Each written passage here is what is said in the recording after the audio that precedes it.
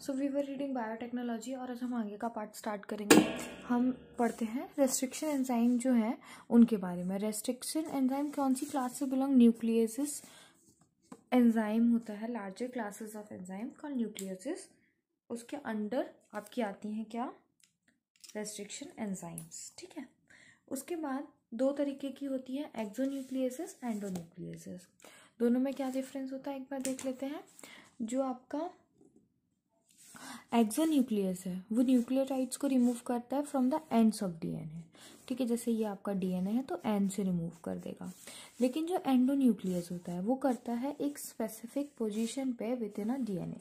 तो मैंने आपको जो पीछे हिंद 2 पढ़ाई थी वो एक्सोन्यूक्लियस है या एंडोन्यूक्लियस है?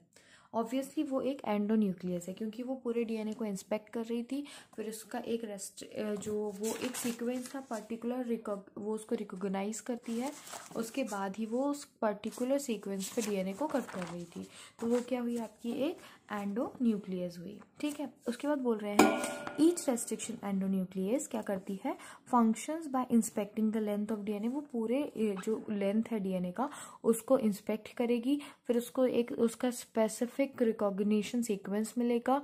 फिर वो वहाँ उस डीएनए पे बाइंड करेगी और वो उसको वहाँ पे कट करेगी। ठीक है, एट स्पेसिफिक पॉइंट। और कहाँ कट करेगी? शुगर फॉस्फेट बैकबोन पे। ये क्वेश्चन भी पूछा जा सकता है कि कहाँ कट करती है, तो शुगर फॉस्फेट बैकबोन पे कट करती है। ठीक है, फिर उसके बाद बोल रहे हैं ईच रेस्ट्रिक्शन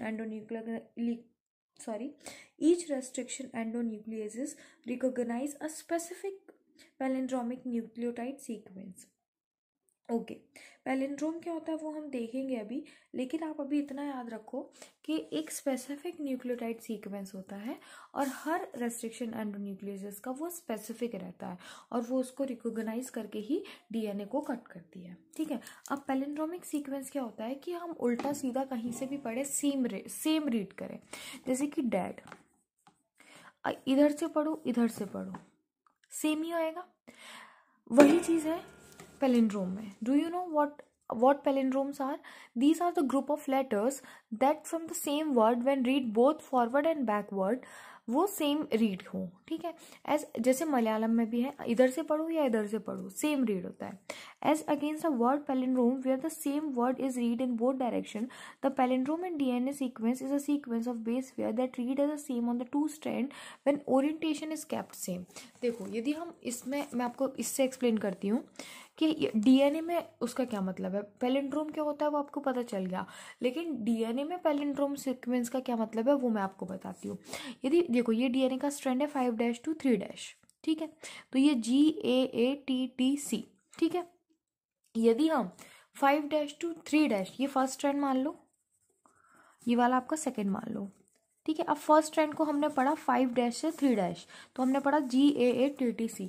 अब हमें ओरिएंटेशन सेम रखना है। ओरिएंटेशन मतलब 5' to 3' ही नीचे वाले स्ट्रैंड को भी पढ़ना है। तो GAATTC, तो देखो ये सीक्वेंस सेम आ रहा है, तो इसीलिए हम ये न्यूक्लियोटाइड का सीक्वेंस कैसा हो गया? पैलिंड्रोमिक सीक्वेंस हो गया। अब समझ में आया रेस्ट्रिक्शन एंडोन्यूक्लियस क्या क्या रिकॉग्नाइज करती है? Specific palindromic nucleotide sequence in the DNA. ठीक है, उसके बाद बोल रहे हैं जो रेस्ट्रिक्शन एंडोन्यूक्लियस होती हैं वो कहाँ कट करती है डीएनए को? A little away from the centre of the palindrome side but between the same two bases. जैसे यहाँ जी और ए के बीच में कट किया, तो इधर से भी जी और ए के बीच में ही कट करेंगी। ठीक है, और कहाँ कट करेंगी? अ little away from the centre. उसके बाद बोल रहे हैं उससे क्या होगा? सिंगल स्टैंडर्ड पोर्शन रह जाएगा दोनों एंड्स पे।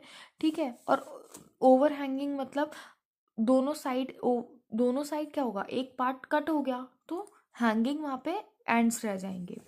These are named so because they are form by the hydrogen bond with a complementary cut counterpart. और जो एंड रह जाएंगे वो स्टिकी रहते हैं, और जब हम डीएनए लाइगेज का यूज करके उन एंड्स पे दूसरा पार्ट ऑफ डीएनए हम ऐड कर सकते हैं। ठीक है, आई होप दैट्स क्लियर।